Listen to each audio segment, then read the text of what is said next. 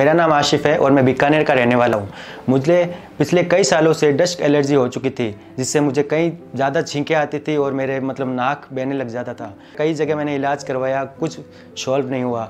फिर मुझे पता चला कि बीकानेर में डॉक्टर शारदा आयुर्वेदा नाम की कोई हॉस्पिटल है। मैं वहाँ गया और वहाँ मुझे 8-9 महीने मेरे को इलाज मिला और काफ़ी अच्छा रिजल्ट मिला। अब मैं आराम से बाइक से घूमता हूँ, ना तो मुझे कोई छींकें आती है और ना मुझे कोई एलर्जी होती है। तो मैं शुक्रिया अदा करना चाहूँगा डॉक्टर शारदा आयुर्वेदिक हॉस्पिटल का। Thank you.